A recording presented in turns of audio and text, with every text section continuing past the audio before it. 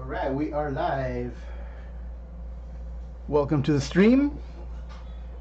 Whoever's out there in YouTube live land, we are about ready to get started, get things underway.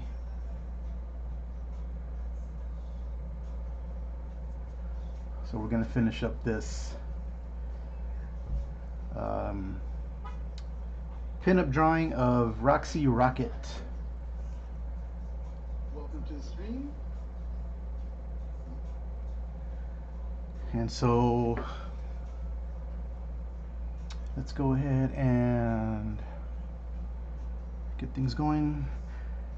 We're going to go ahead and work on this bomb area first. So let's go ahead and take care of that. We'll go with we'll do the warm grays instead of the cool grays.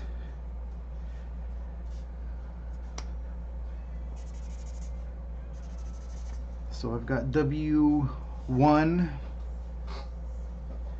and we're just going to go ahead and just fill this up.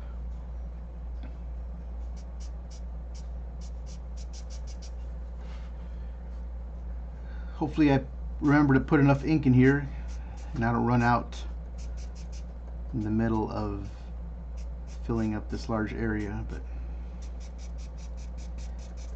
we've got our refills handy. I just didn't want to have to do it in the middle of the stream.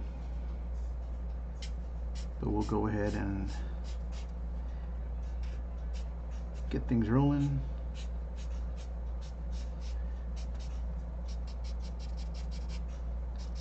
Now this bomb will have a little bit of shine to it, but not super shiny. In fact, this color we're using right now is going to be the light color of the bomb itself. So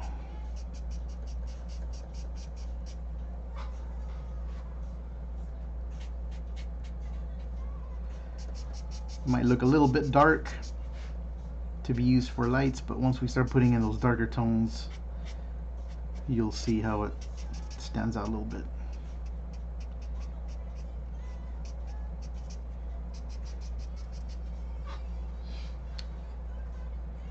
And then if we need to, we can always add a touch of white colored pencil to it just to lighten things up. I don't think we'll have to go to pure white for the highlights. So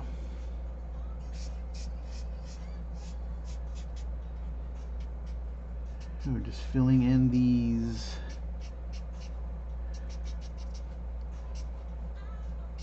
blank areas here. You know what, I better turn down my tunes a little bit.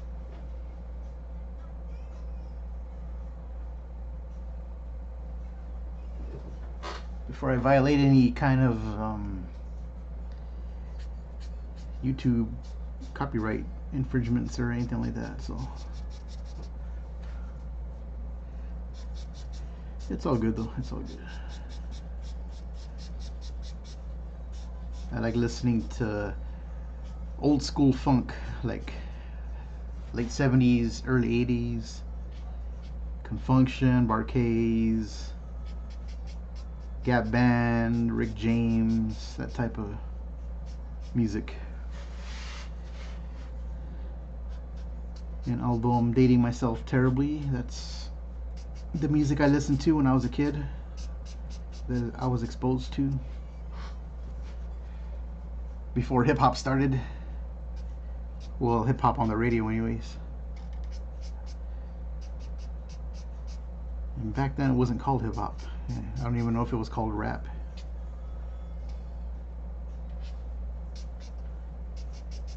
But I digress.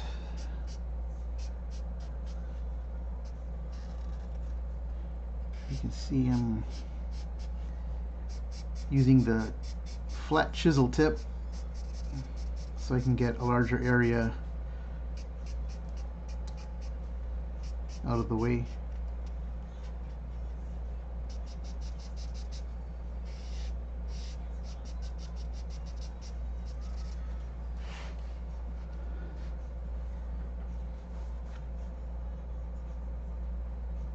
And so I just kind of used the general design of those World War II era bombs.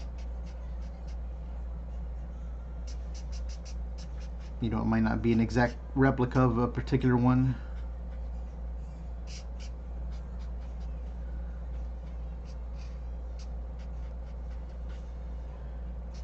So it's just kind of a general look.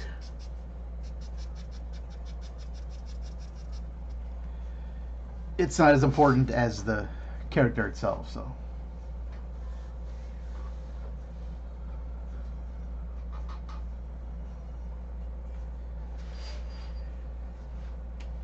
Yeah, this should be good for a base right there. Now we can start adding in some of those darker tones for the to get the form. So let's try W2. It's a little bit darker. Actually, let's get crazy and go with W3. Let's see how effective that is. Excuse the squeakiness, it's the rings of this drawing pad. They're rubbing up against my drawing mat here, so let's give us some nice. See, I'm leaving this blank area here. That's going to be the reflected light.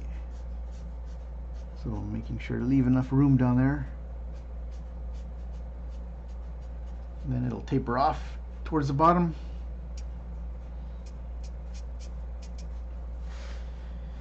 And then we'll round it off until maybe about this area right there.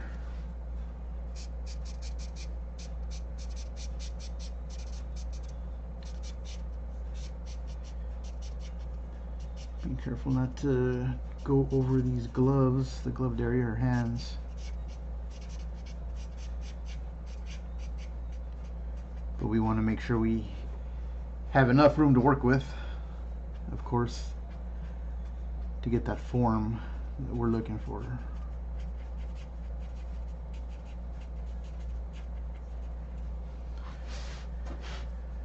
So let's see. Actually, let's go ahead and go with the horizontal. Well, it doesn't have all these jagged edges right there, so you see what I'm saying? Just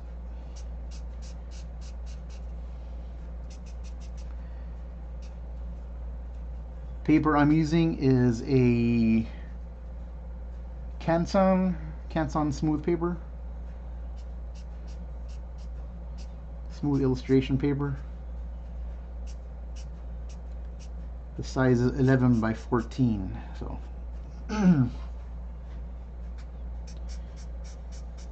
if you decide to follow along or we're wondering what type of drawing materials I'm using, that's what I am currently using.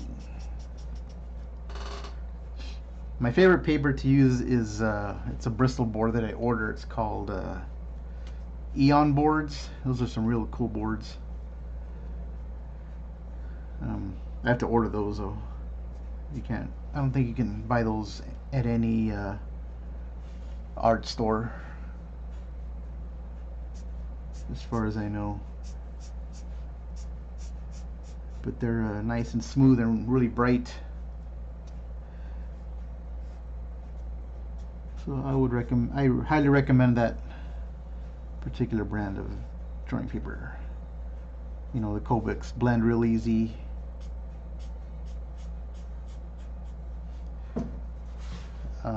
But I'm just using this paper because it's sized at the way I want it. I don't think the Eon papers come in this size, 11 by 14, so.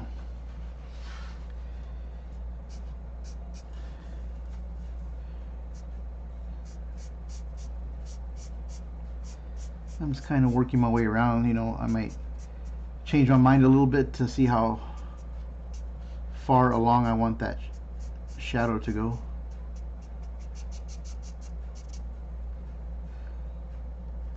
Be careful not to interrupt that white of the eye. of the shark design.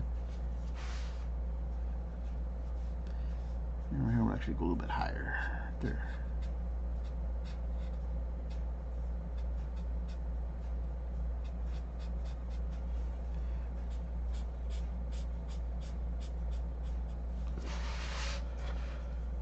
That's pretty good right there.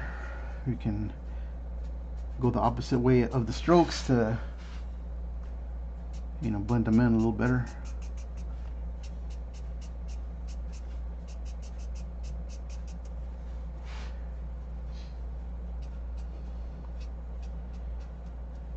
And even though there's a harsh edge right here, we're gonna go over it again with the first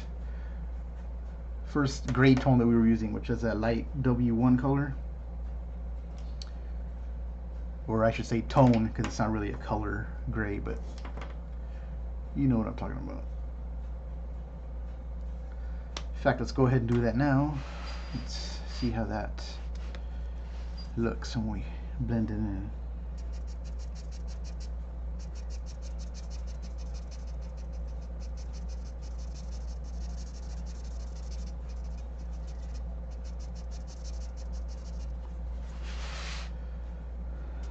Blending in okay, not too bad. Remember, this is a metallic object too, so, and plus it's, you know, from an older era, so it's gonna have a little bit of a worn look to it. So I wouldn't stress too much if it doesn't give a super smooth blend.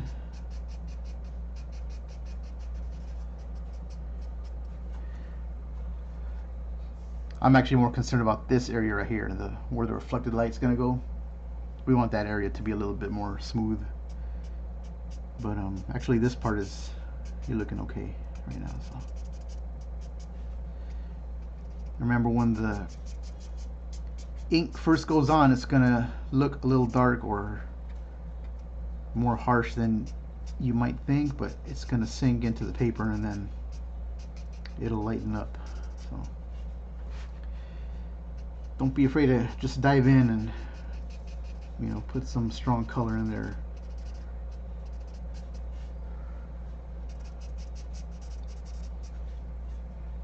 Okay.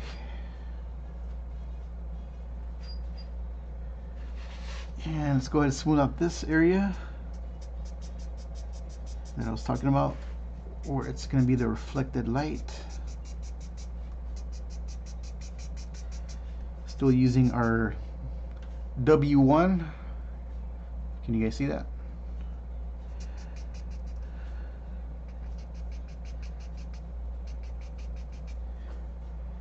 And if I were to get a starting set of Copic markers, it wouldn't be a colors actually. It would be a set of warm grays and a set of cool grays. If you're thinking of starting with the Copic markers, I would start like with a 0, and then a 2, and then a 4, and then jump to maybe like a 7, and then finally go all the way to a black. That's a good enough range to get you started going. You don't have to get every single tone to start off with. I mean, if you can, yeah, that's great. It's awesome. You know, of course that's better, but you don't have to.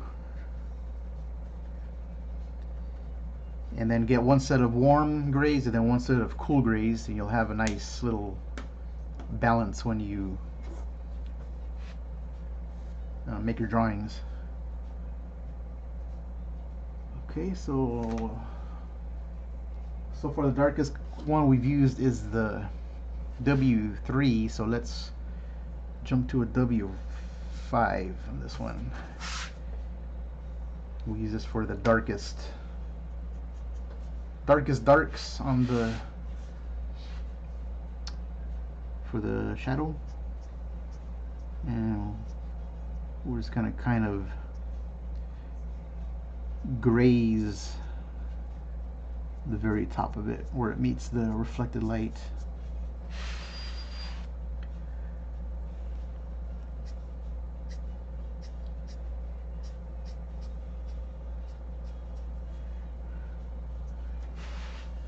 And then we'll actually blend that in a little bit more too. And then for the bottom part, we'll do the same thing, except maybe a little fatter, a little bit more area, since it's the bottom.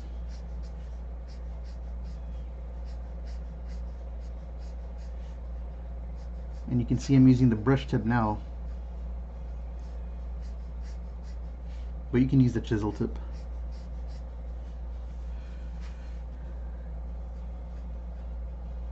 I actually prefer using the chisel tip more than I do the brush tip of the marker.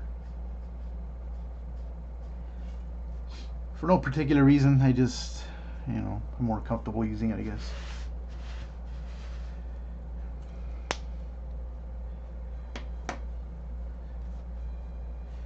Okay, now let's go back to our W1. We'll blend this in a little bit so it's not so, it doesn't have that hard edge all the way. If you want to, you can leave that hard edge. If you want a little bit more of a metallic look to it, you can just leave it as it is. But I'm going to go ahead and just blend it out a little bit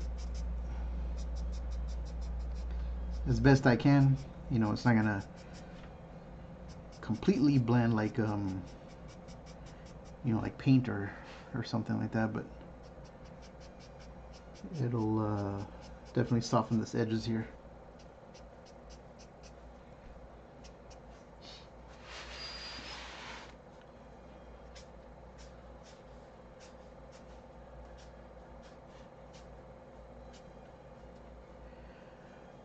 Alright, so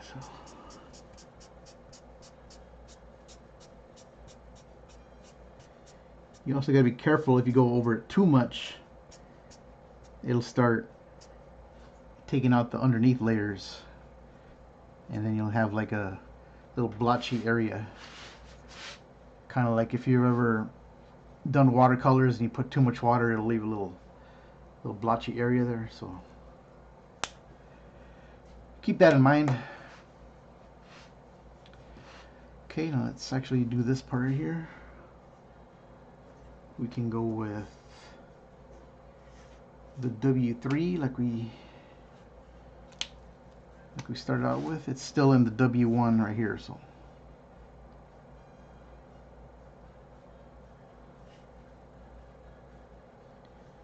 we'll go around like this.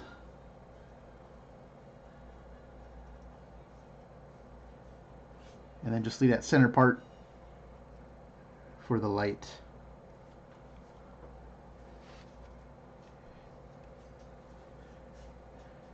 And this part we can go ahead and just darken it all the way. I don't know what this part of the bomb is called, the tail.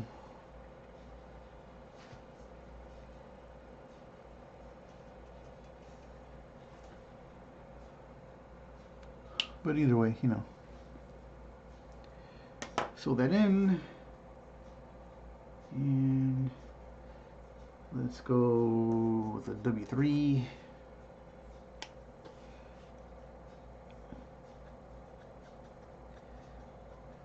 Just kind of touch that in like that.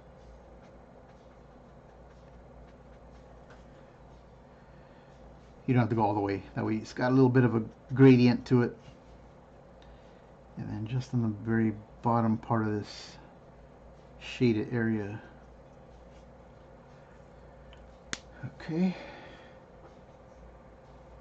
So now let's go with the W2. I don't think we've used this one yet. W2.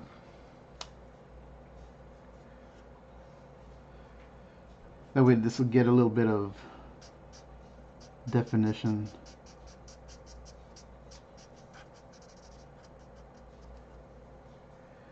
Yeah. I don't think that's dark enough actually, so let's go with a W3.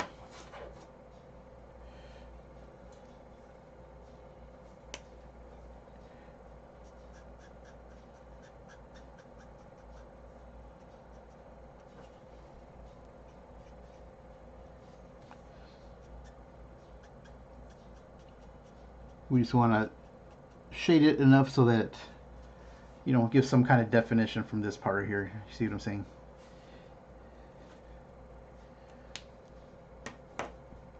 And then let's give this a little bit of like a little ridge, not a ridge, but just a little bit of a shade going through it so it's not so flat right there.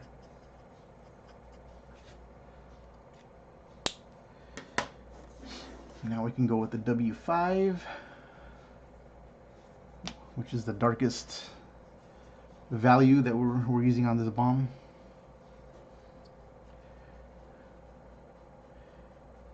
And then just very softly go underneath like that. That way it'll get a little bit of a shadow, cast shadow. Same thing on this area here. And then if you want, you can actually make this a little bit darker.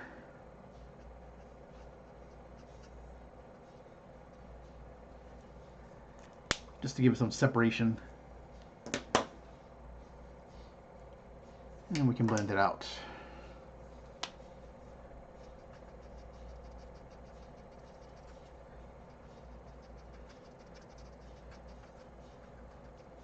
It's easier to blend after you just made your stroke because the ink is still sitting on top of the paper. Okay, so let's go ahead and fill in the design area of the shark. Now, even though this is it's supposed to be black, we're not gonna go all the way completely black. We'll go with maybe like a number 7 gray. And the reason for that is because if this is all the way black, you know, that's the darkest tone out of the whole drawing, and it's gonna pull your eye away from this area, you know, because it's gonna be even darker than her pants, which is like a not completely black, but maybe a number 8. So we want to, you know, keep that value a little bit lighter than this one, if that makes sense. You know, if you put your drawing in front of you, you're gonna see a big black area right here, and it's gonna draw your eye towards it, and it's gonna draw it away from the main center of interest.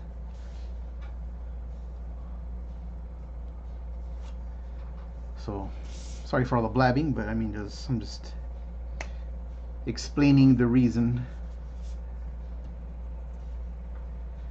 And in fact, we'll go to a number 6, but instead of a W6, we'll use a C6, which is the cool gray number 6. And that should be dark enough for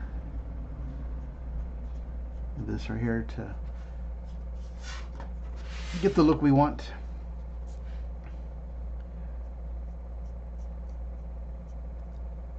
I'm using the brush tip with very light strokes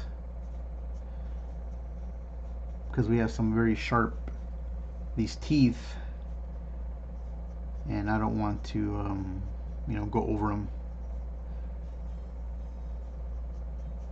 which you can still do with the chisel tip, but I mean, obviously this brush tip has a finer point to it, so that's the reason I'm using it.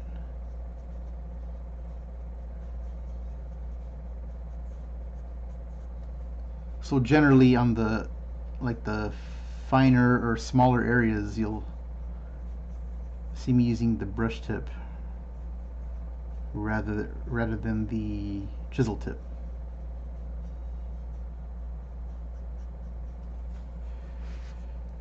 So just filling in this open areas.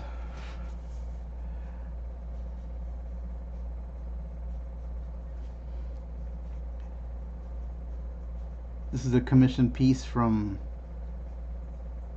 someone that asked for Roxy Rocket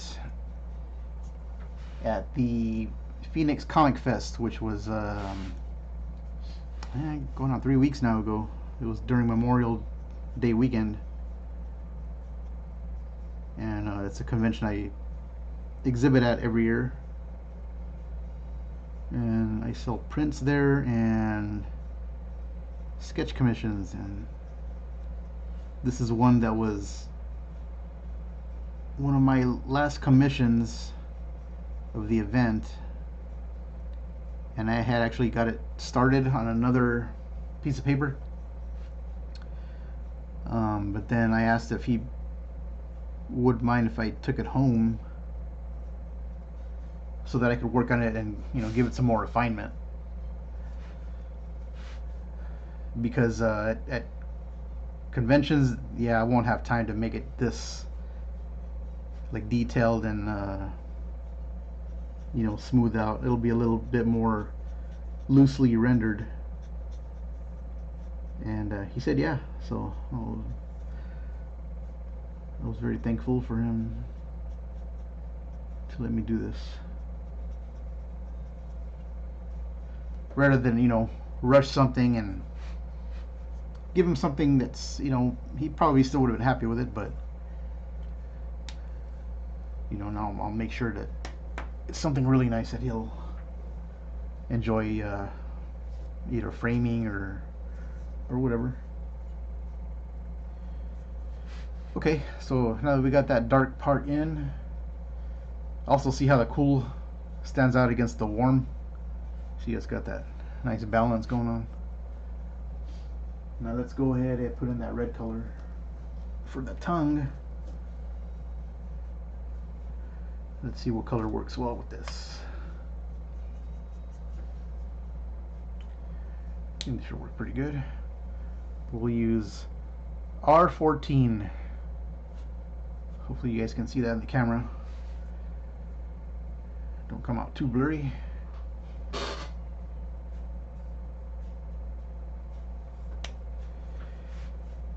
And then we'll do the same thing.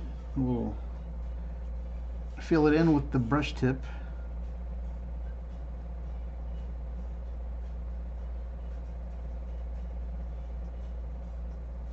So this is like a medium red, you know, it's towards the warm end of the spectrum.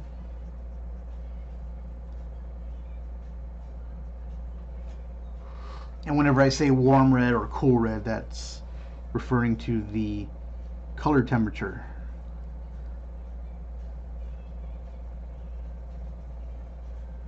One of these days I'll do a video of explaining color temperature for those that aren't familiar with it.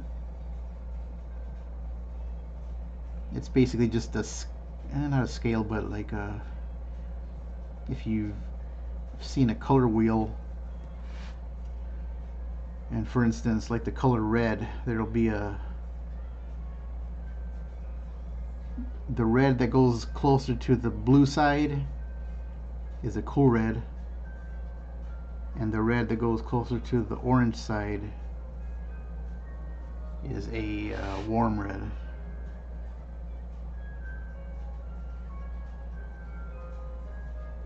And pardon the background noise of the ice cream truck. It's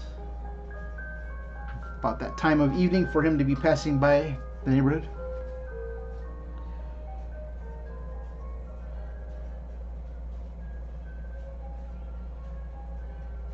Maybe for the next live stream I'll have some cash handy, then we'll go run out there and pick out an ice cream.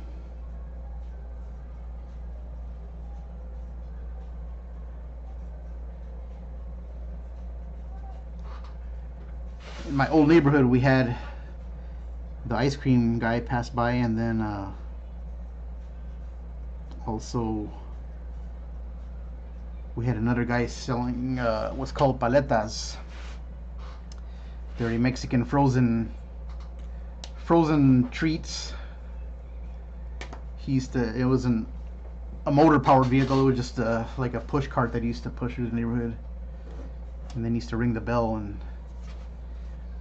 whenever he heard that, he knew that it was time to go get a paleta from the paleta man. I think they were 50 cents back then, or maybe 25 cents, I don't know. So we've got that base color for the red, and I think we can go ahead and leave it. I was thinking of making maybe some shade right here, since it's, round, but I think we can leave it.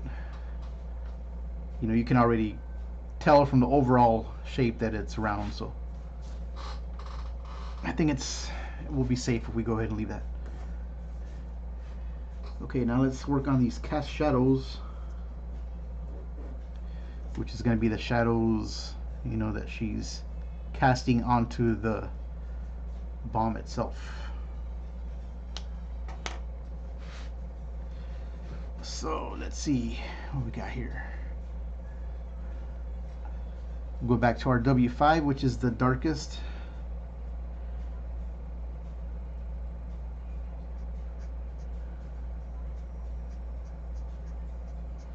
Again, using the brush tip.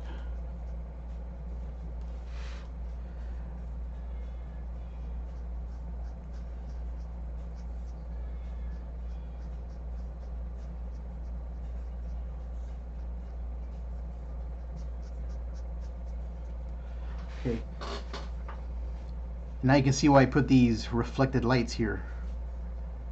Because if there's going to be a cast shadow there, you don't want it completely dark next to it. You want something to, separate it.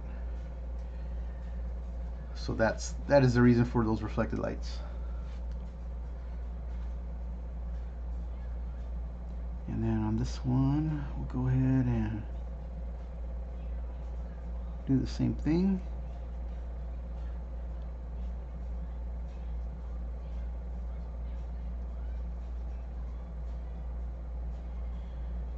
We're actually going out further a little bit because her leg is moving away from the bomb, so as it goes lower, and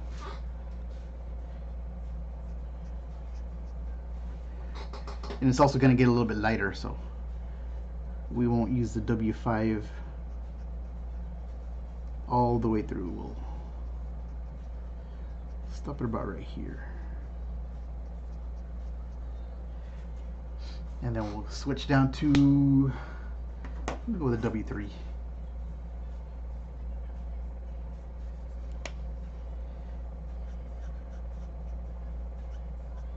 Because we're picking up some of the color from, or some of the tone from the W5.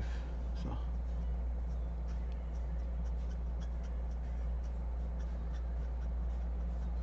that way it kind of blends in.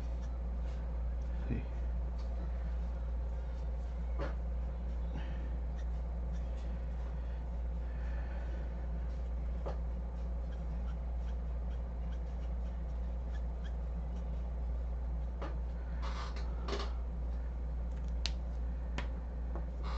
Okay, that's good right there.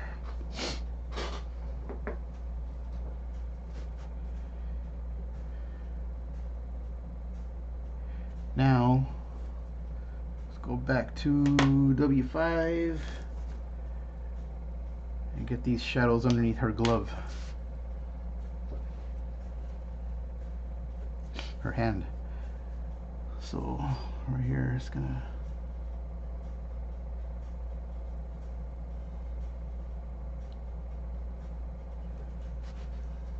she's pressing up against it, pretty hard right here, so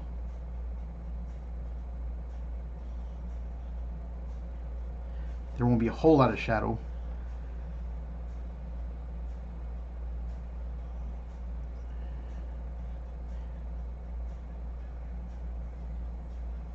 And then right there, maybe the finger lifts up just a little bit.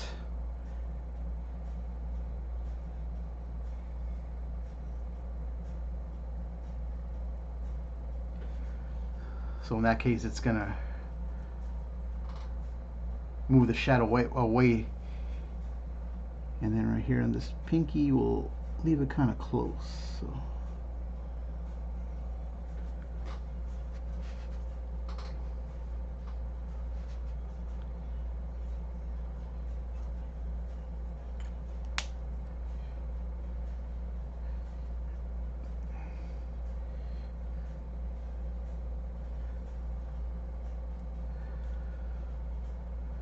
Okay.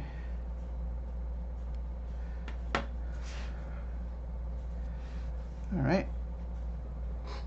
I think we're good to go with the bomb. But you know what? Let's, even though it's a gray color, let's go ahead and put a little bit of a, like a tone to it, so it's not just a, you know, a stale gray. Let's put a little bit of a, let's see how this green color looks.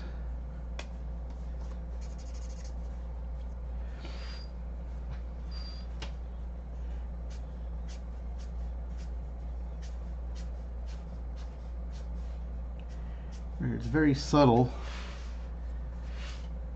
but it adds, you know, just a touch of color and breaks up that, you know, monotonous metallic gray. And then on the top we can use another light color, maybe a light violet. Let's go with this BV. A little too dark there. BV000. Let's try that.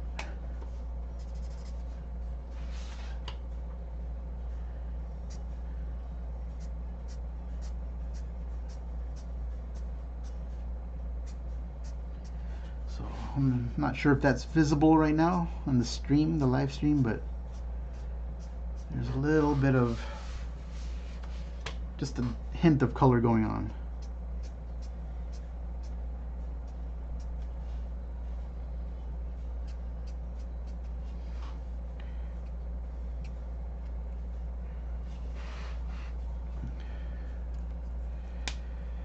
Okay, so with the marker part, we're good to go on the bomb. But before we finish, we'll touch it up right here in this area with some colored pencil, just to bring out those rivets and the, you know, the seam of that bomb. In fact, let's go ahead and do it now. Now that we've got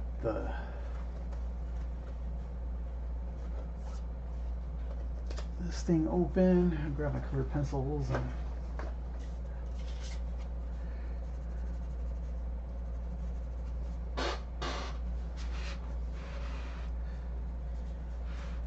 so we're not going to put a whole lot of detail. We're just going to put like a little cast shadow down there.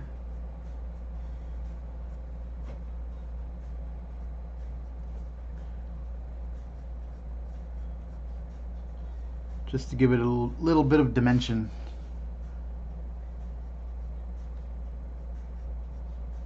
And as you get towards the end, you don't have to go all the way.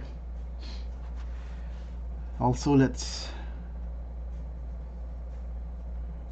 put some underneath here on the rivets.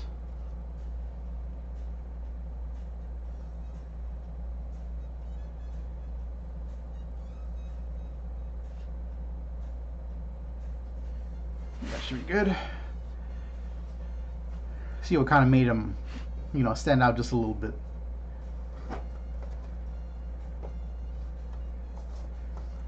It's not enough to be, you know, a deal breaker or nothing like that, but you know, the little extra detail will help out. So okay, so now let's go and work on the girl. Let's go ahead and do her boot. So her boot's gonna be brown, and I'm not sure if we should make it the brown of the jacket or a little bit darker like the glove.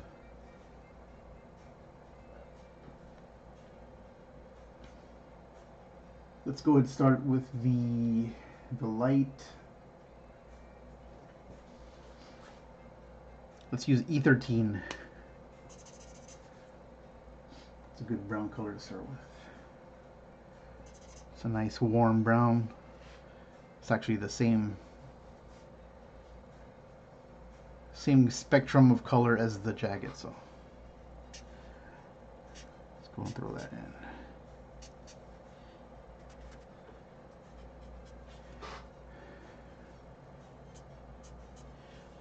Actually, I left this little part blank because I'm going to put some gray in there, and that'll, you know, give it the reflected light of the bomb here. So, and then for this one, since we put blue here, let's go ahead and leave some room for some blue reflected light. Same thing here.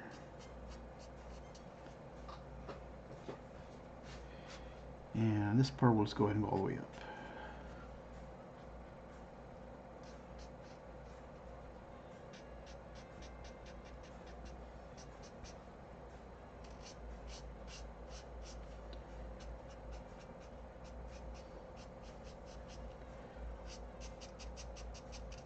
Even though these boots are probably leather, they're more of that smooth leather rather than the, you know, that wrinkly leather like the jacket. So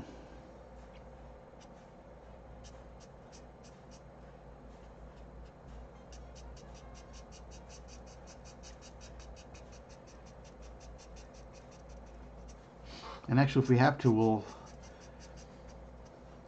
use the white colored pencil and put in a little bit of light here if you know, we feel that it needs it.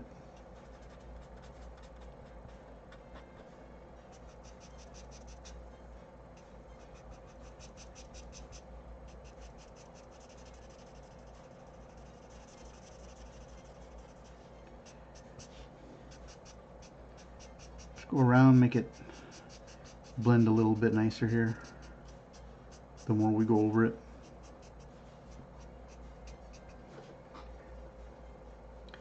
Right now her boots actually got that suede look to them, so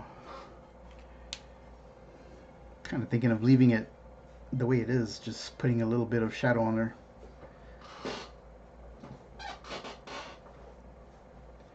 In fact, let's go ahead and leave it this way. We'll leave it that tone.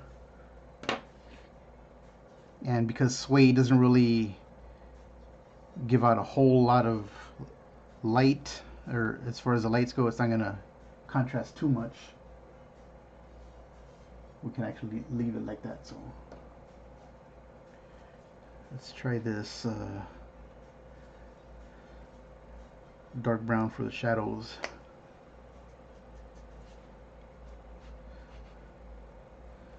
We don't want to go too dark, but you know, we want enough to give it a little bit of form.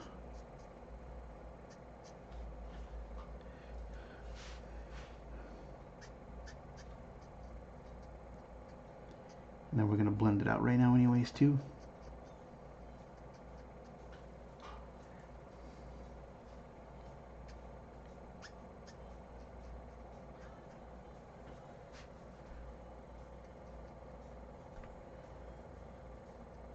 So right here it's going to have some nice dark shadow. We could even go darker if we have to. And then it's going to go around because there's that cast shadow from that cuff over the boot.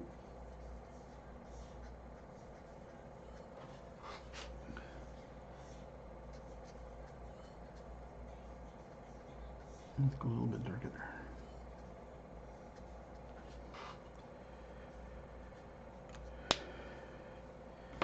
And go back to E13,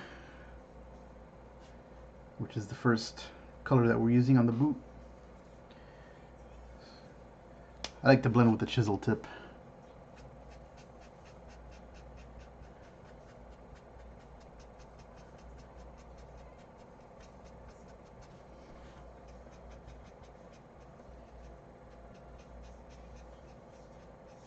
I'm sure the brush works just as well, but I always prefer using the chisel tip for blending.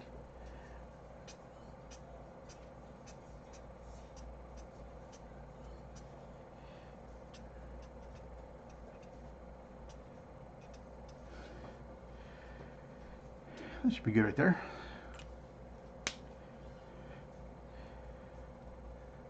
See, we've got these lights, these like rim lighting and reflected light. That's too light right there, so let's make sure to put a blue color in there to match this reflected light or rim lighting.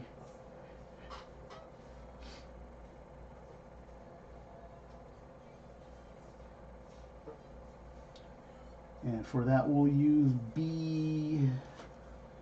Let's see what B00 does. It might be just right.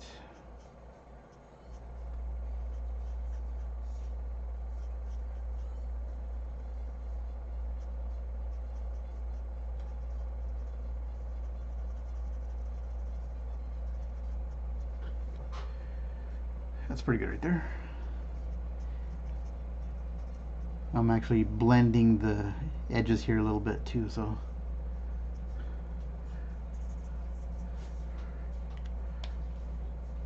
and then for this, like I said, we'll use a gray tone.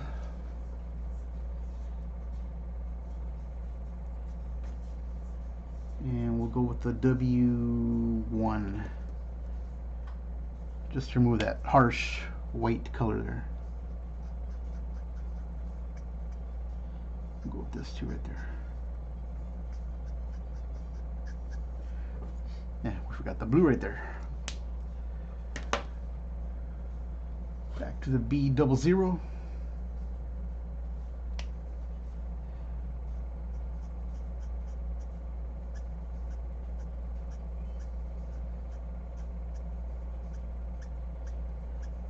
Okay. After I blend, I always have a scrap paper handy, and then I just kind of, clean the tip so that when we use it next time, we won't have any kind of smearing of a weird color, an unexpected, color that we didn't want. So. Okay, so that looks pretty good right there. I kind of like that suede look to the boot. Let's add a little bit of light to it.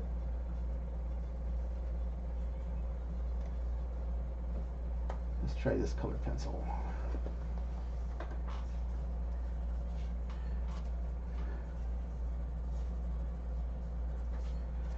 This colored pencil is not very powerful, which is kind of what I want. So.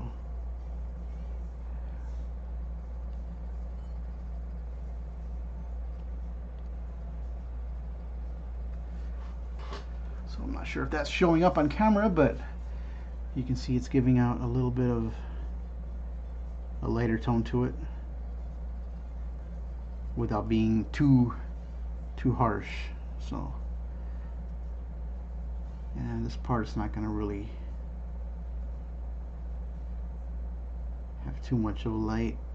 Maybe a little bit right here.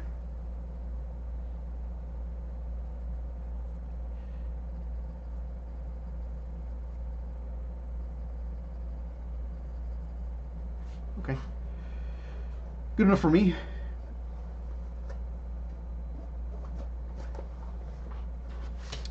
Yeah, let's work our way up. So she's got this red belt here for her holster belt.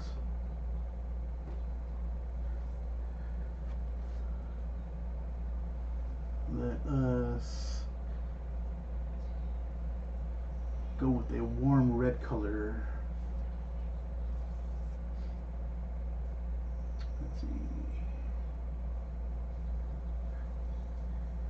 First of all, let's grab the light.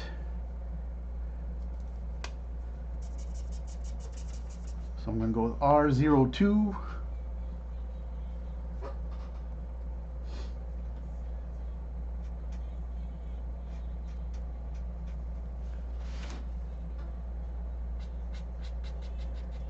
So this will be the light part of the belt.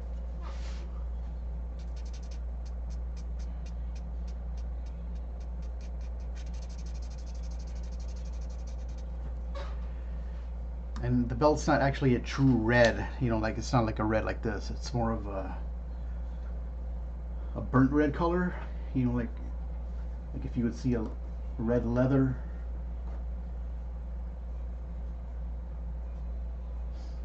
So let's see if I have that color handy. Let's try this reddish brown color. It's a little bit on the dark side, but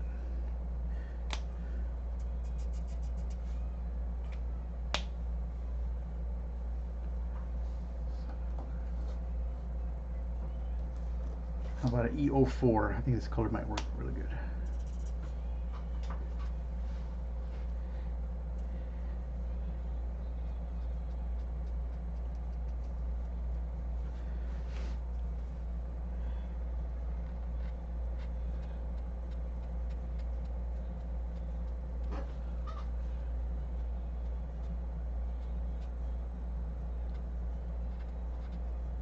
I think that should be good right there.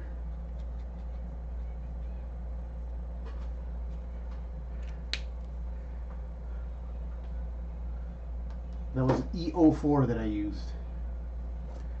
E04. Let's blend it back in with the R02.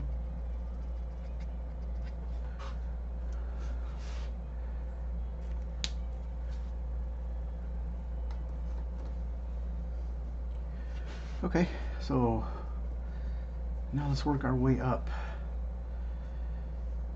to, let's go with the skin tones.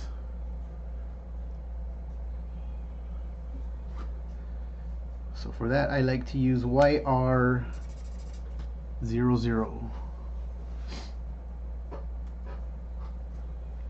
Actually this one is YR000. So let's start up here on the face.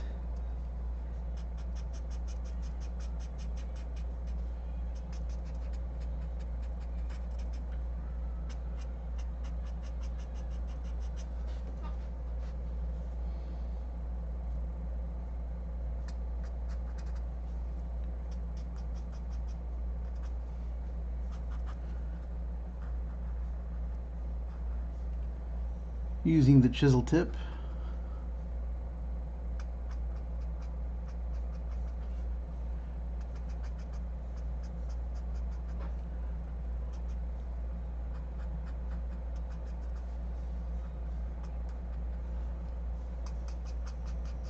And this part will just fill in all the way here.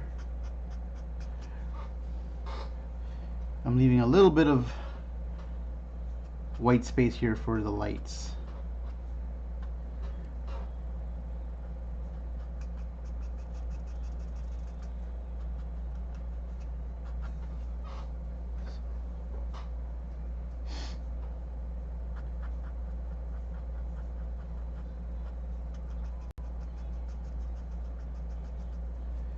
Okay, so her cheek's gonna come out to about right there and give it a nice light to it.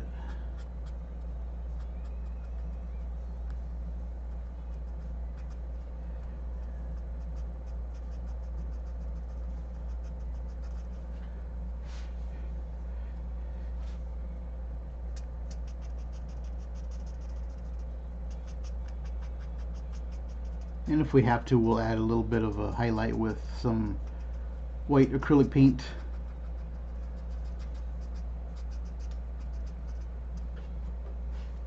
Okay. And then she's got some exposed skin in this area too.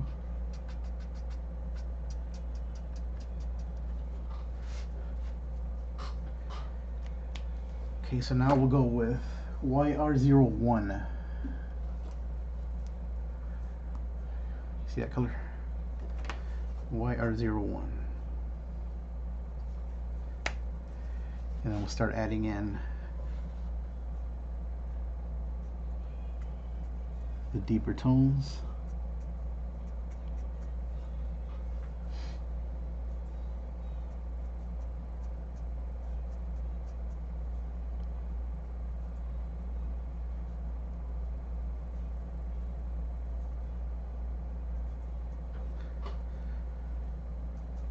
Probably could have gone with the YR00 to start off, but it's okay.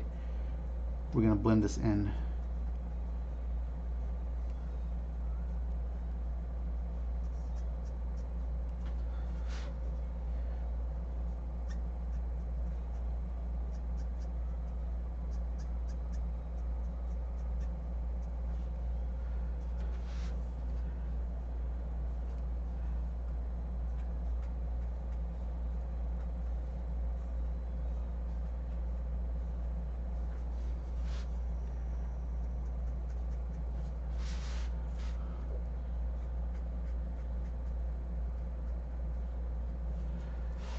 Okay.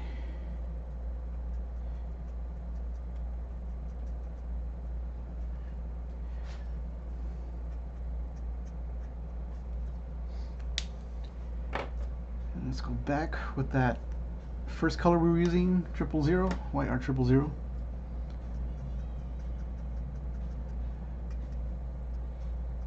Give some nice blends to these shaded areas.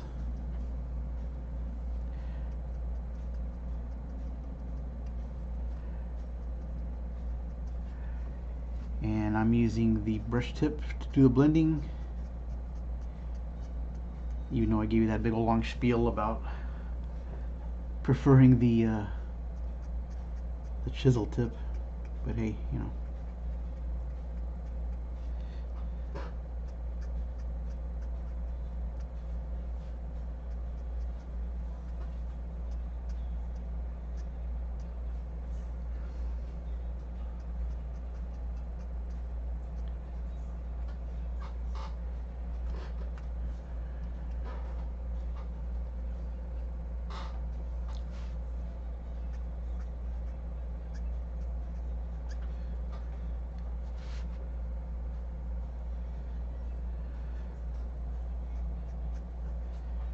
Okay, so now let's go back to the YR01 and work our way downwards.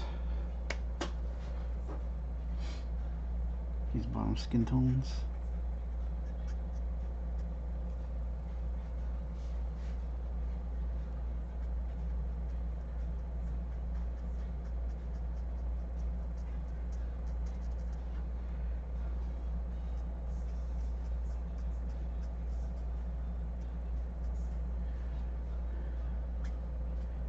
This area is going to be probably mostly in shadow.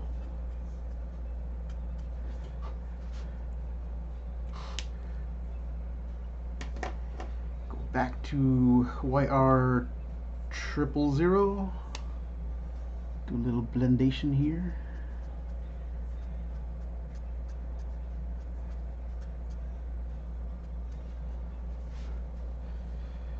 Okay. Now we can start adding a little bit of darker tones. So let's go with E11.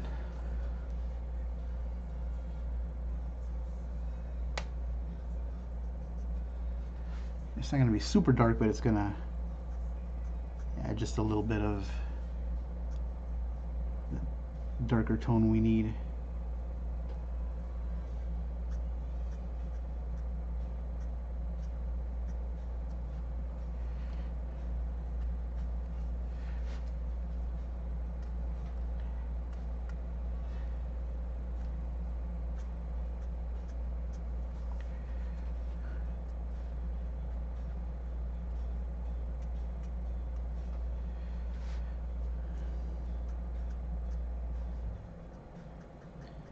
We might even go a little bit darker down here because, you know, there's some cast shadows going on and stuff, so we want to make sure we get that depth we need.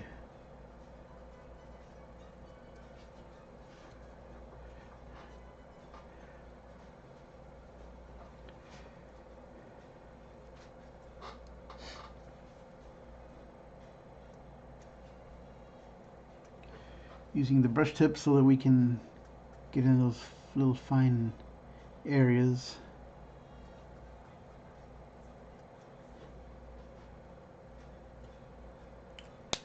And let's go one more tone down.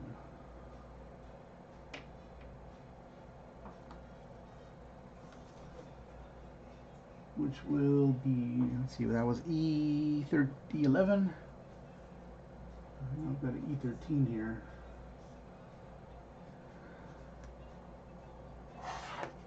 There we go. Yeah, we're using it for the boot.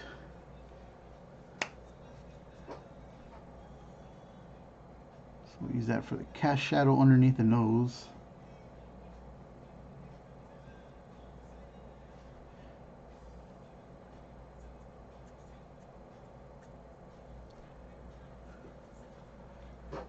And then for sure the cast shadow underneath the neck, or on the neck.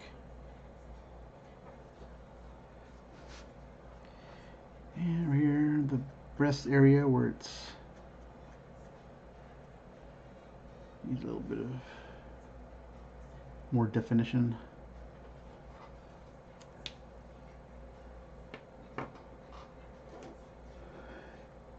And then we can go back to our original YR000.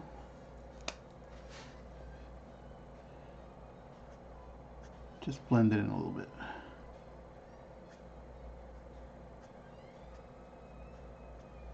Okay. Not too much because you don't want to start getting blotchy, you know what I'm saying? So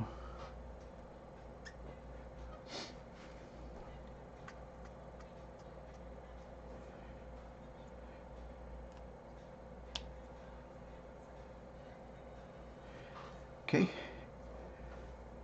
So now we can actually go with our colored pencils and touch up some of these finer points. Like we're gonna add some little cast shadows that the jacket's, you know, falling on top of the skin. So let's pick out a nice flesh color from our colored pencils.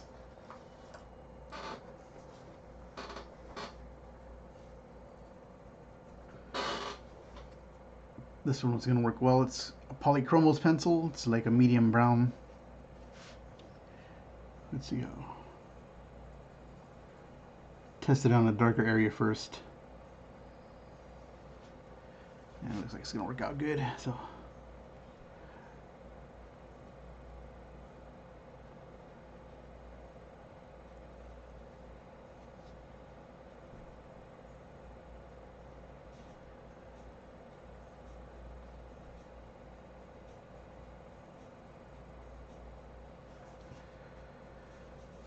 Okay, so let's go ahead and start putting in those cast shadows I was talking about. Just a very small detail.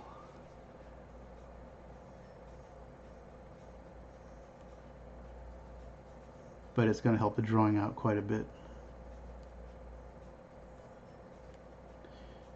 Using light pressure, and then a little bit firmer where it needs it.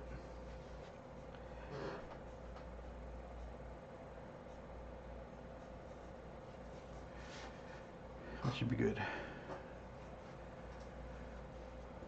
And then since we got our colored pencils out, we can go ahead and fill in the lips and the eyes.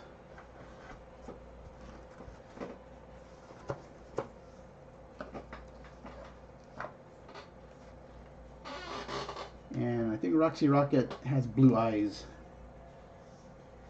Usually she has the goggles covering her eyes, but I think I've seen a couple of images where she has blue eyes. So we'll do the eyes also in colored pencil. But for now, let's do the lips. Let's make them like a really cool violet. Cool deep violet.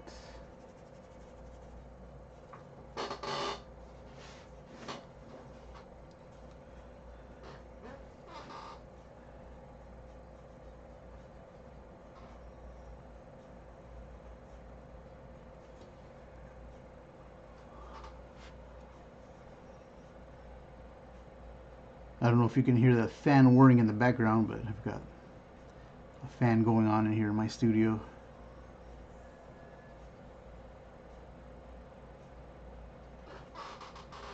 It's pretty warm in here. Almost to the point where I'm breaking a sweat, but I also have a couple of bright lights on me, so.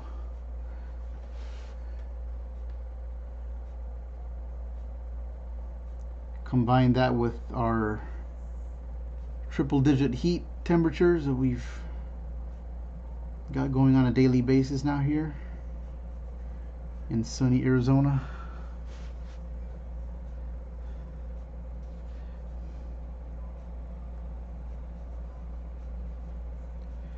Okay, I think we're good there. We can leave the lips as is. And then on the teeth, I just, most of the time, just like to leave them white. I don't really put shading on them in, you know, most instances, most applications.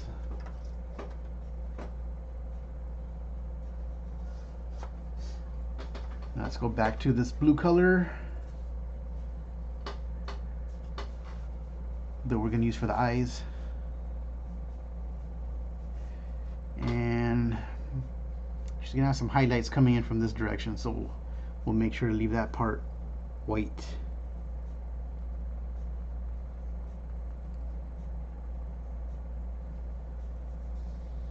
And just barely give it the indication here.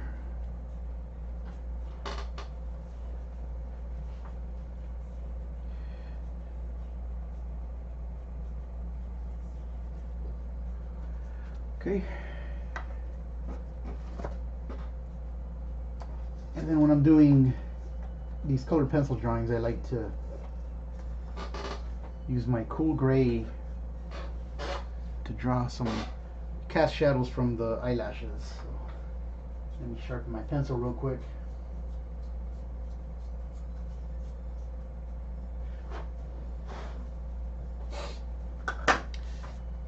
I've got my sharpener handy at all times and my waste basket next to me.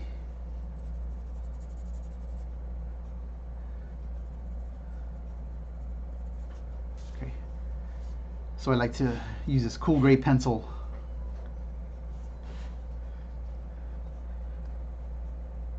for the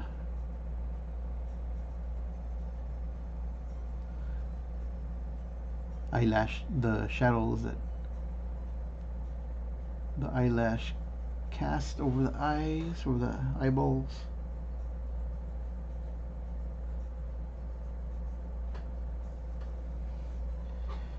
Maybe we'll add a little bit of shadow down here, like an eyeshadow.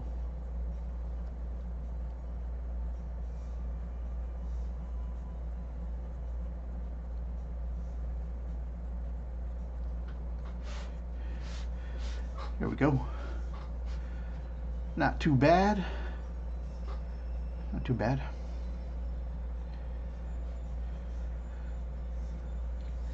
Maybe we can touch up the eyes a little bit right here with some more eyeshadow. We'll stick with the colored pencils since we got my colored pencil case open.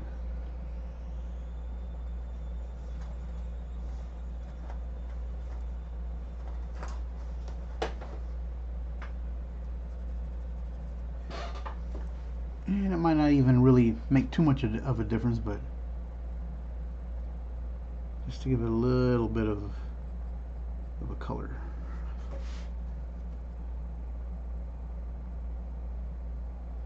Using a very light touch here because we don't want to, you know, oversaturate it with this purple color.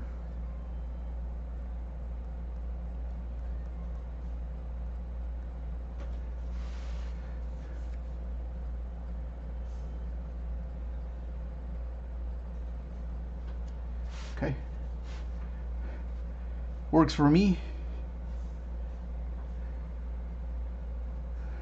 Works for me, so we'll leave that the way it is. And now let's go ahead and do her top right here. And for that, let's use C7. I think for the pants I use C8 if I'm not mistaken. So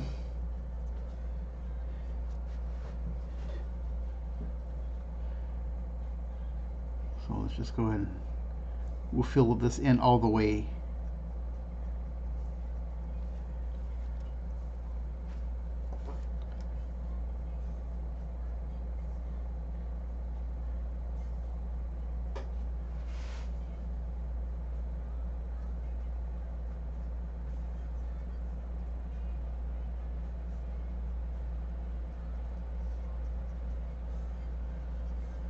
Okay. We is good there, so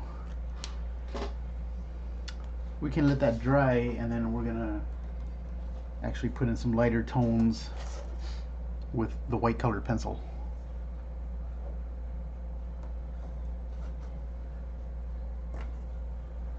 So as we let that dry a bit, I'm putting away some of my markers that they're kind of piling up on my drawing desk.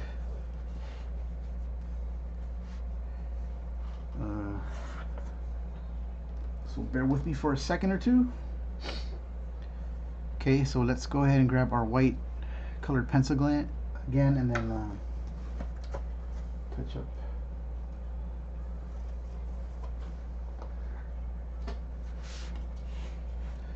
And right here where I put these lines for the wrinkles, we'll just kind of barely touch that up.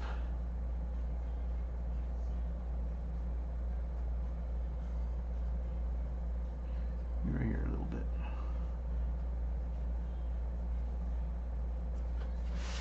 That's all we need. If you pick at it too much, you're gonna kind of muddy up all that nice dark you got going on there, so that's all you really need.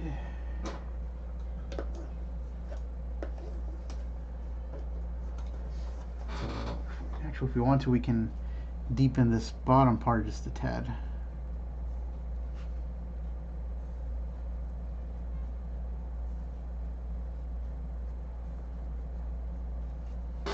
There we go.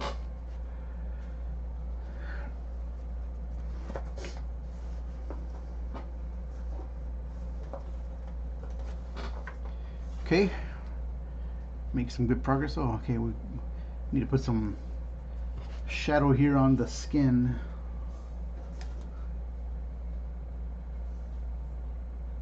On her lower, like, abdomen, torso area, so.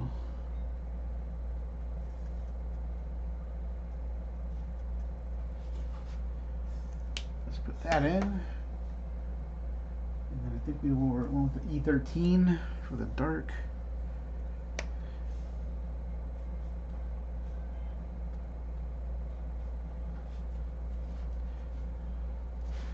Put a little touch here.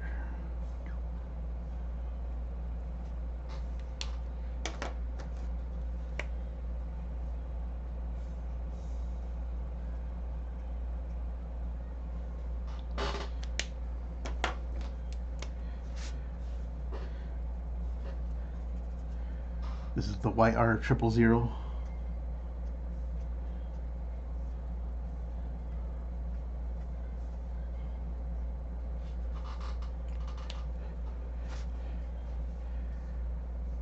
Okay. And let's grab that flesh tone pencil we were using earlier. I can remember where the heck I put it.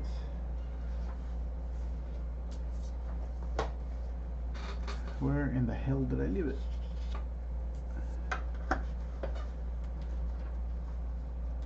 Is it? Okay.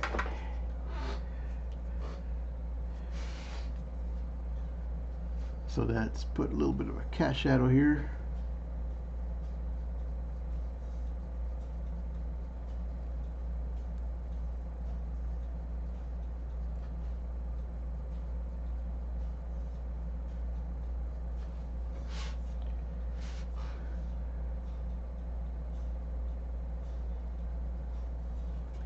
There we go.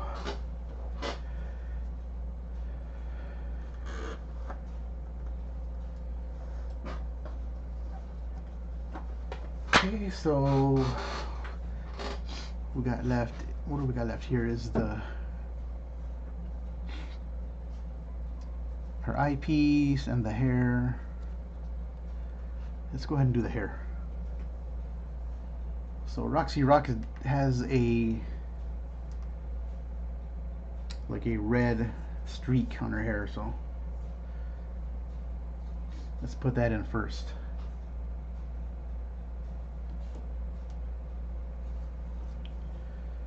We'll go back to the R02 color, which will serve as the light tone.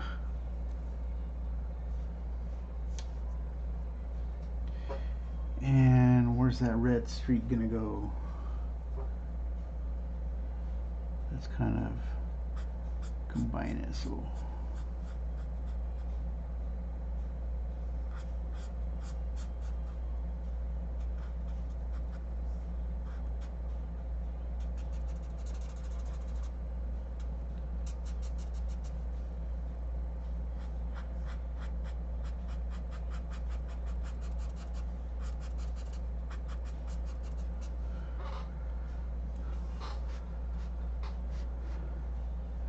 and then we'll make the red part on the inside of the hair here. So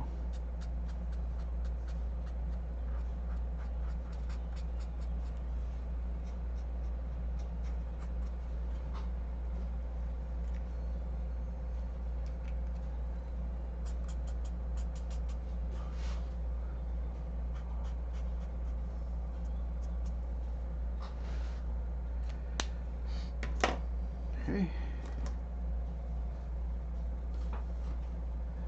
Now let's go to the medium red, which let's see is R24. Let's see how that works. Yeah, it's a pretty good color. A little towards the cooler side, which is just fine.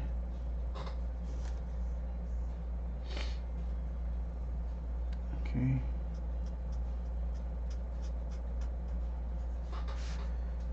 We'll likely just fill this all the way in.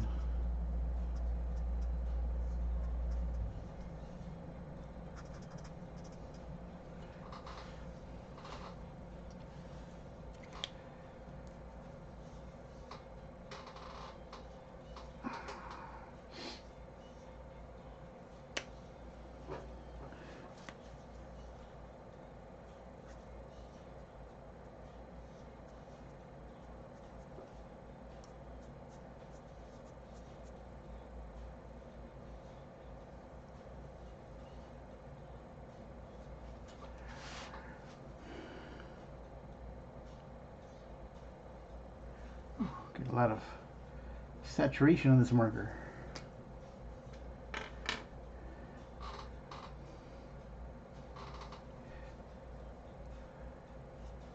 Sometimes the ink will start flowing too much. Like it'll, you know, start coming out more than you want, and then that means there's too much pressure building up. So take off both caps and it'll relieve some of that pressure and even it out. That way you don't flood your drawing with You know, some excessive color that you don't want.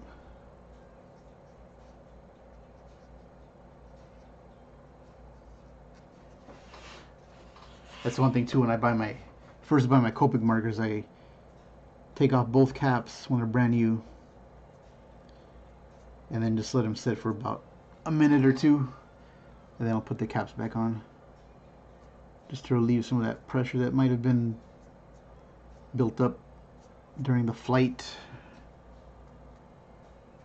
to the United States, you know, since they're imported markers.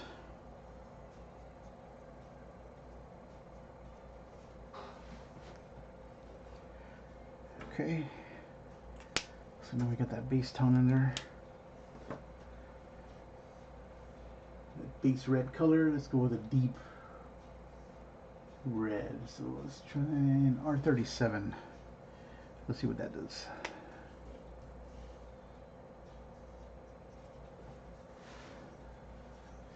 R37.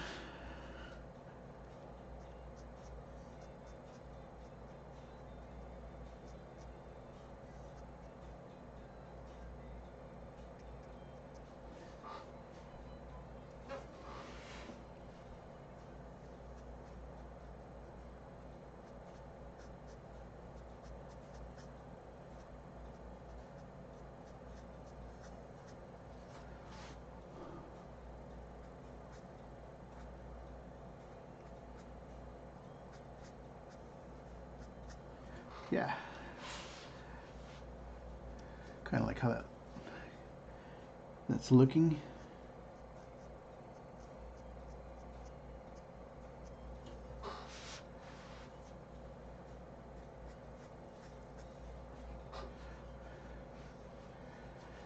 Okay, so I think we're good with the red portion of the hair.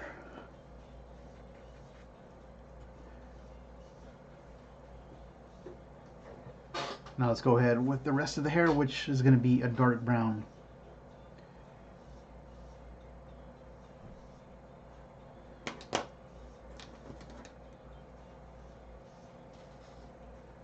So what's a good dark brown color to use? How about this? E09. E09 looks pretty good.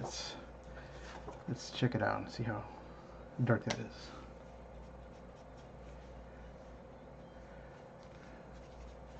That's pretty good. I think we can go with that. And for that, I'm just going to go all in one shot. I'm just going to color all the hair, the rest of the hair, with this color. And the light tones, we're going to use white.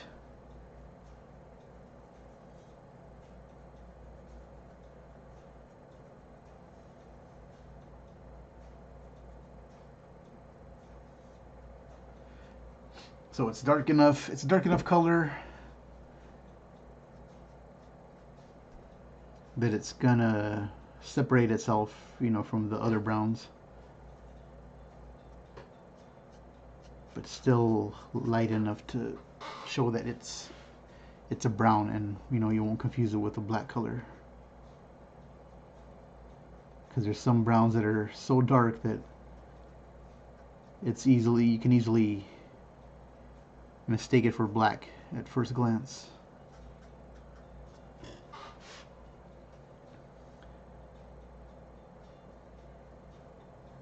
I bought some shoes one time. I thought they were black, and they turned out to be like a real dark brown.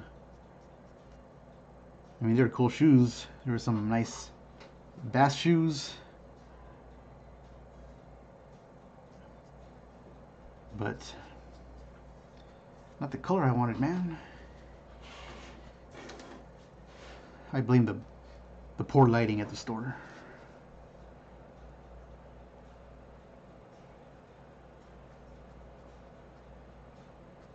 So once again, using the brush tip,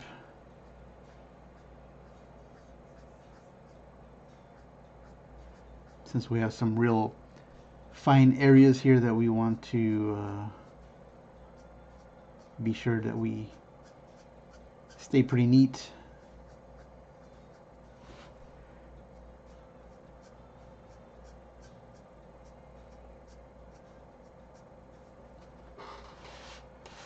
See what I'm saying right here? These little curvy areas.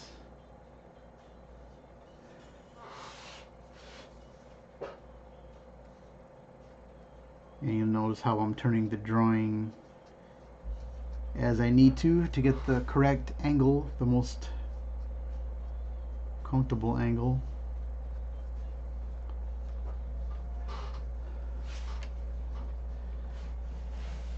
I also do that in my digital drawings.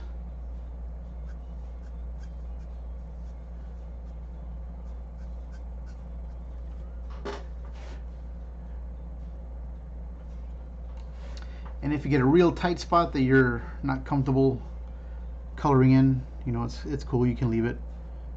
And then you can go back in there with one of your colored pencils.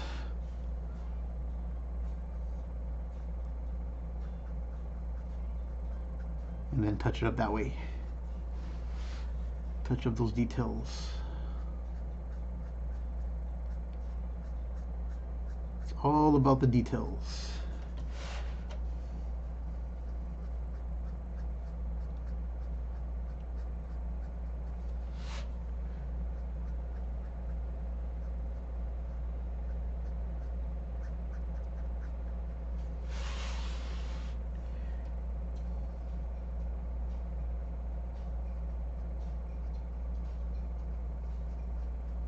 So I'm just filling in these last blank areas.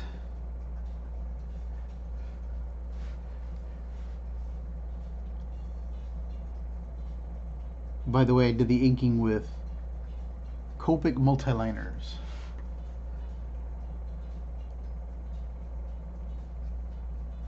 I haven't really found any other kind of inking pens that work as well,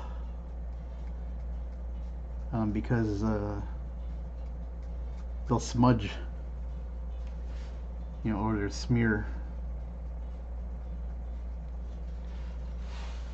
Like I've tried those, what's those? They're real cool inking pens, but they really smear when you put Copics on top of them. It's that Japanese brand, Micron. Those are some awesome pens to use on their own, but if you try mixing them with Copics, in my experience, they've they've tended to smear. So I tend to stay away from those now if I can. Grab a drink of water real quick.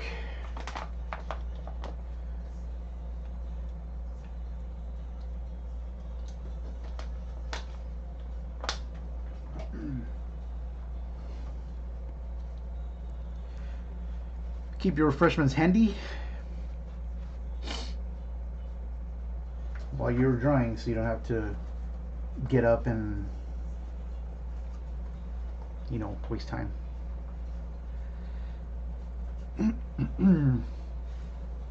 Okay, so now we're going to add these lights.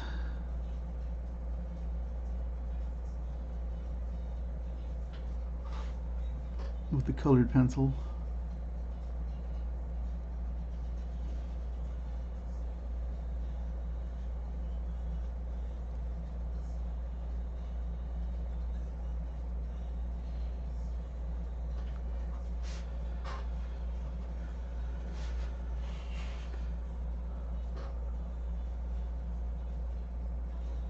Okay, maybe right here is going to be a little bit of a light.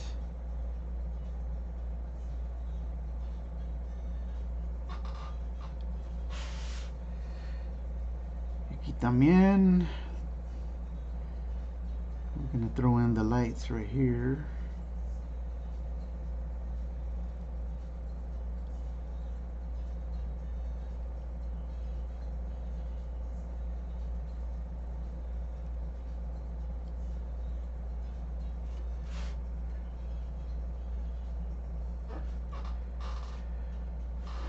And we'll throw in some more right here, just to break up all that flat brown color.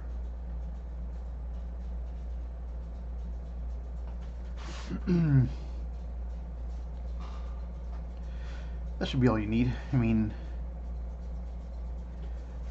you can add a couple little strokes here and there if you want to, but I think for our purposes this is going to work just fine.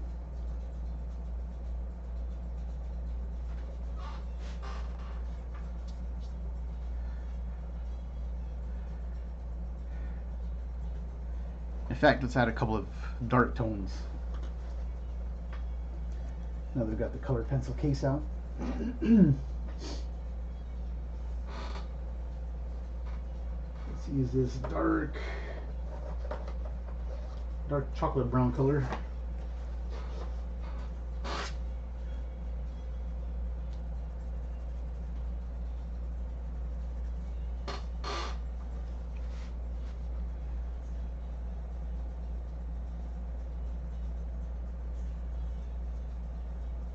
Just add a little bit of extra depth.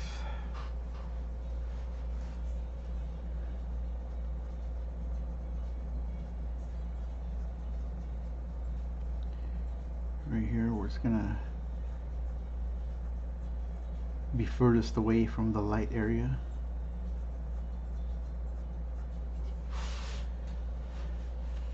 Hopefully you can see that on your screen. It's one of those real subtle details that you might not notice at first glance, but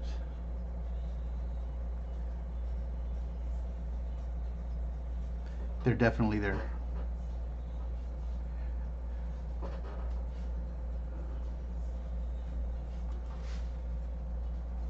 Okay. Yeah, we're good. A little bit down here.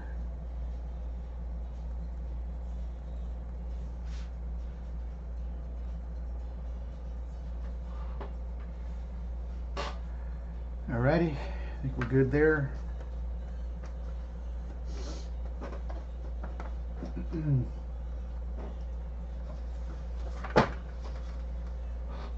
Just throw a dash of dark red right here just to give it a little extra dimensionality.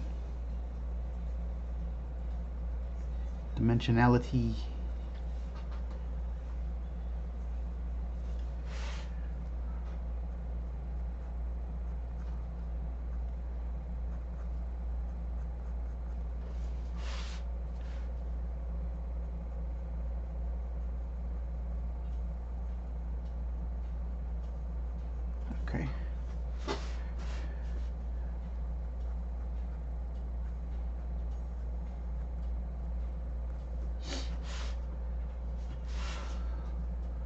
Fix this little blank area here. Yeah, looking good there. Touch up this part here. I'm kind of eyeballing this little area for a little bit.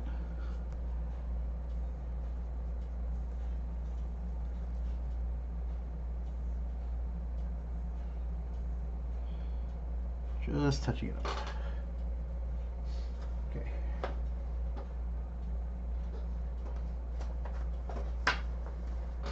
Okay, making some good progress here.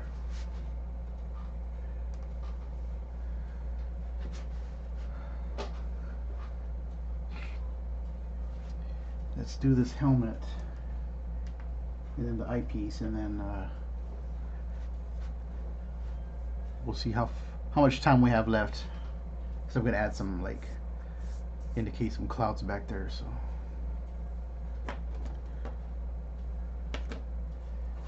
you know what I mean. So for the helmet or her headpiece, let's go back to all reliable E11. E11.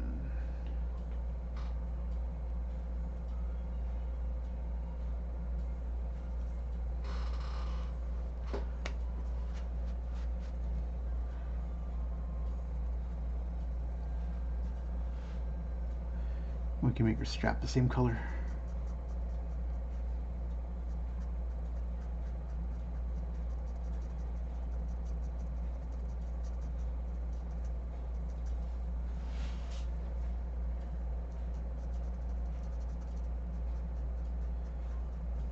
So we'll just fill this in all the way with this E11 color, and we'll just barely touch it up with some soft shadows with E13, and then we'll touch up some lights with the colored pencil, kind of like we did with her boots. So let's see.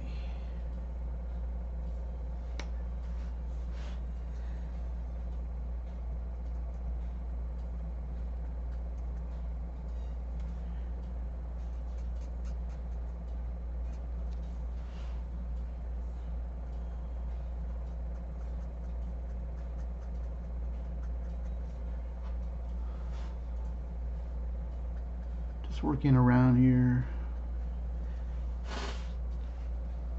Right here we can shade in this whole part right here.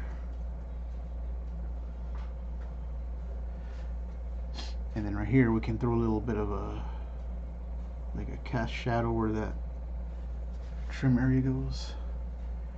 Oh, let's not forget right there too. It's underneath her goggles.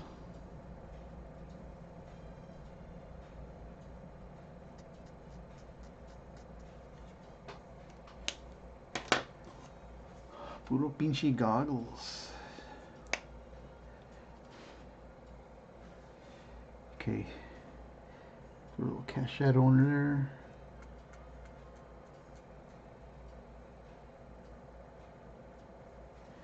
We might even go darker with the colored pencil.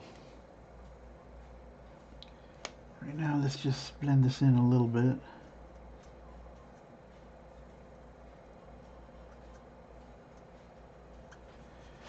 That should be good for the helmet.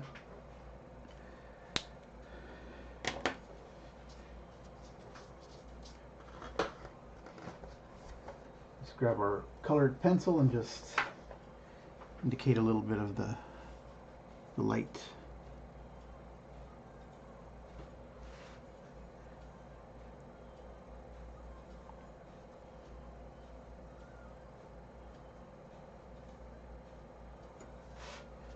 That's good right there.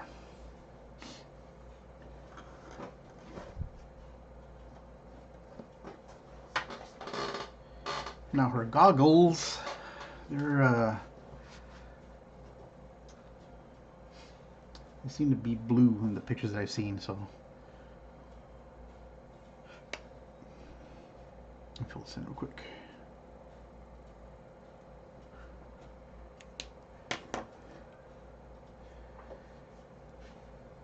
So let's go ahead and make them that way.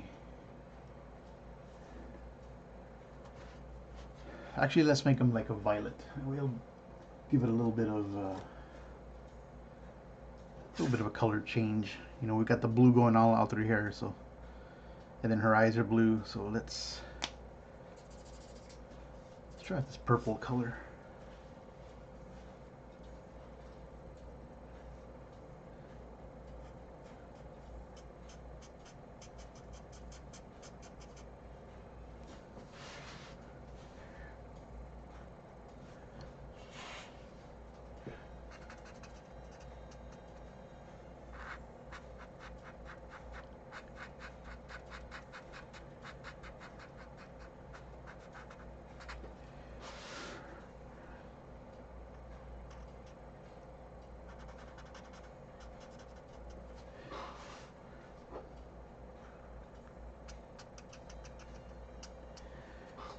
And then we'll grab a little bit deeper purple. Let's see, this is the BV00, so let's go with the BV02.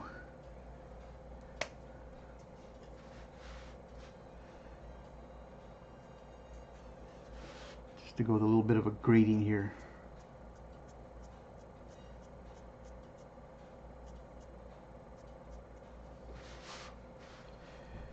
And we'll throw it in the side too.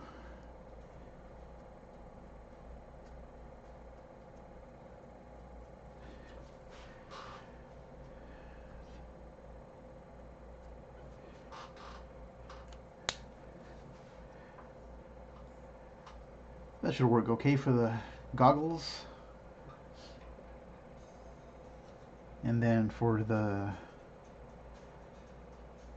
trim around the goggles, let's go with a cool gray color.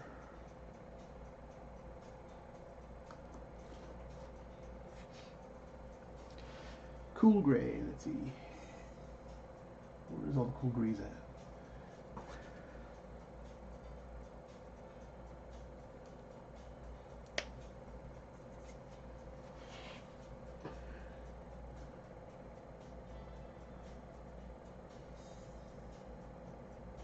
So right here's the C2 that I'm using. This is going to be the light part of the goggles.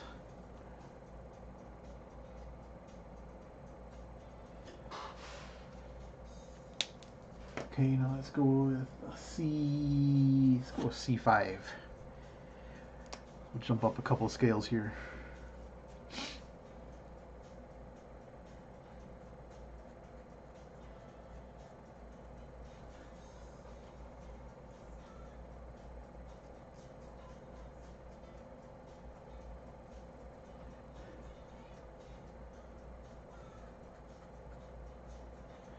Then we'll leave that light part where the light's right there to match it.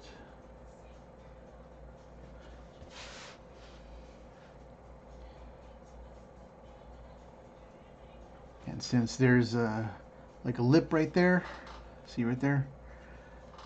That's the high point of the goggle, so we'll leave some light there too.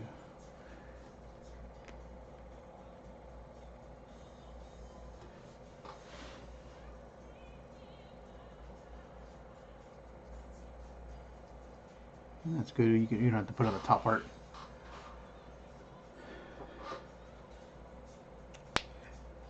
So that was a C5. Now let's go C7.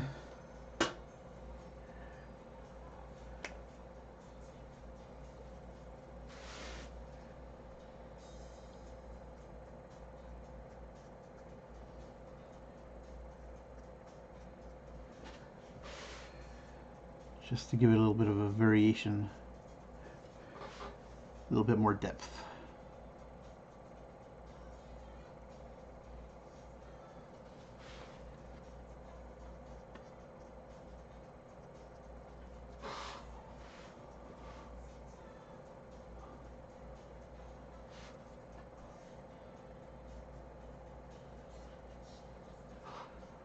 Okay. Now we can go back to the C2 color, kind of blend in the tones just a little bit, so it won't be so blotchy.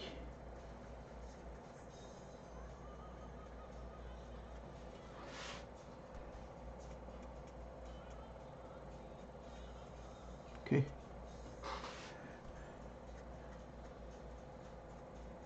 Yeah.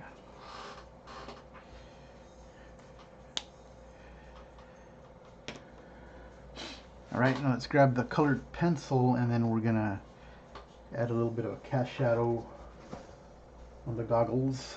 So let's grab our, like a deep violet color. Let's see, what do we got here? This one should work pretty good.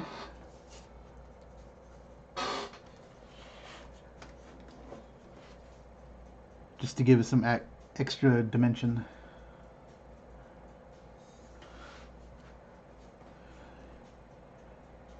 Right there.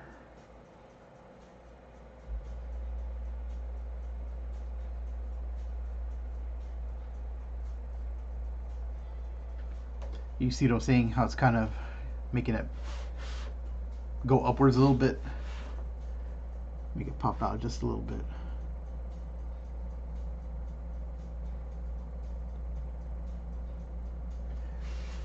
And then just do it on the top part, because this part, you know, won't be showing as much. Maybe you can do it a little bit here. That should be good. Just to make it stand out a little bit more. Alright, we're almost approaching the finish line here. I think we can go ahead and put in some background sky color. So let's go ahead and use a nice cool blue tone. And what do we got here? How about this B12? Let's see how this looks. So I keep my scratch paper handy so I can test out the colors before I lay them down. Yeah, I like how that looks. So.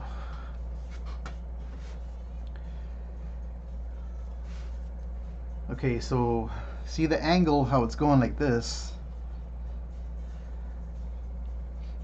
I'm going to make the clouds, instead of making the angle the same way, I'm going to make the angle go the opposite way. So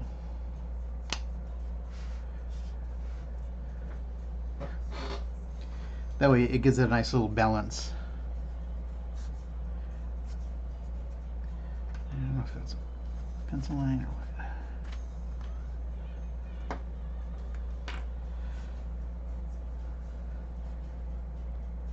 Okay, so we're making the clouds, but we're actually using the blue color to draw the sky. We're not actually drawing the clouds, we're drawing the sky in between the clouds. So we're actually drawing the clouds with the paper.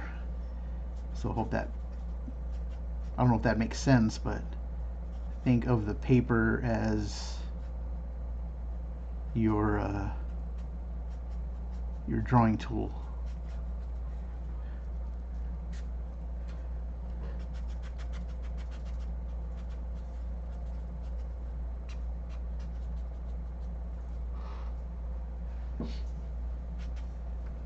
So all the blue part is going to be kind of your negative space that's in between the clouds.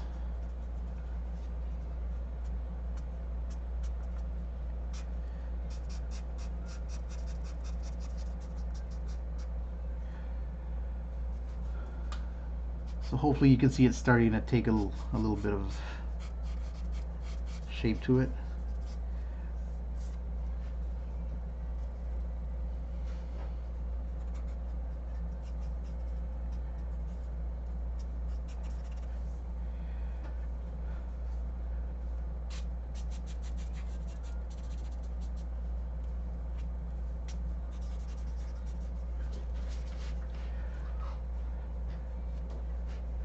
Also, now you can start seeing how the angles kind of balance out the angle of the you know, of the bomb and her motion. It's kind of contrasting it, but also complementing it.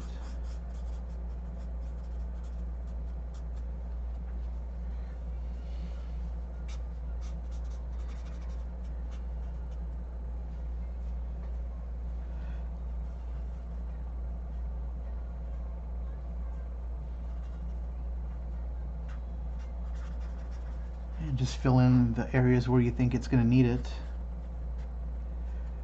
You don't have to go all the way and fill in the whole picture. You know, we're just indicating.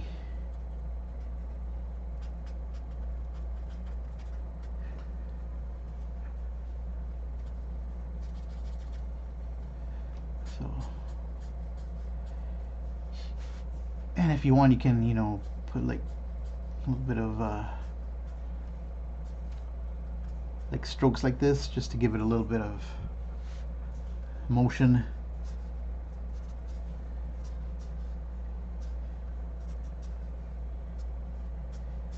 You know, don't do all of them that way, but here and there, just give some quick strokes, just to get a feeling of movement.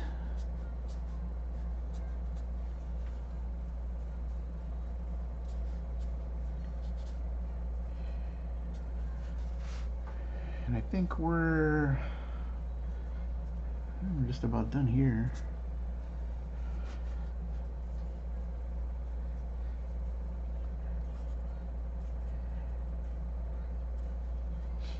Just add a couple little areas to give it a more cloud look, like a little fluffiness to it.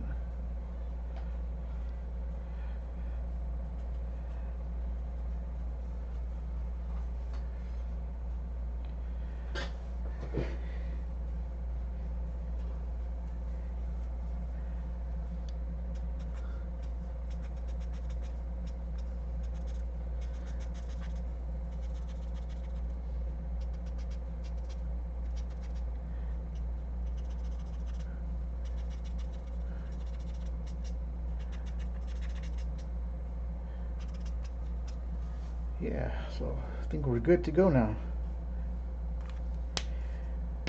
We have this little white area here for the buckle, but we can leave it white.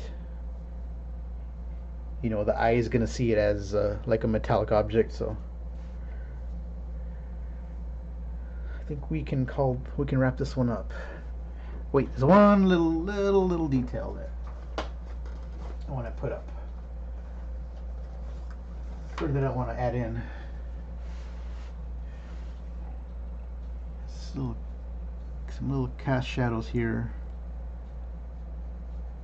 from the goggle and her headpiece.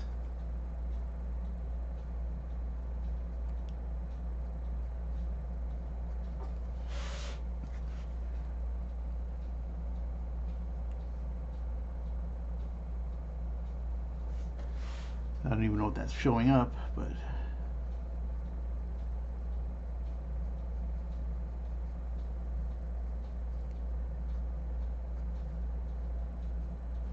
okay.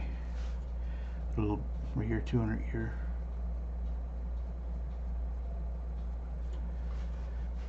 Okay, now we can wrap her up.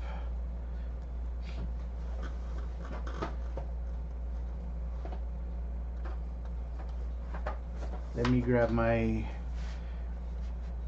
signing pen and then we'll sign this and send her off to a new home. What's a good color to sign it with?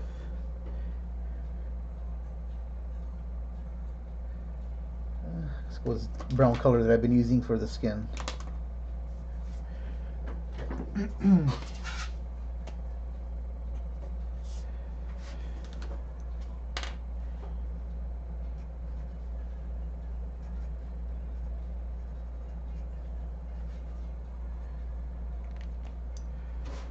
And we are good to go.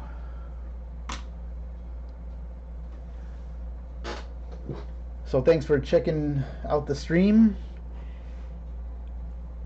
or the replay if you're watching it on replay. And we will see you the next time.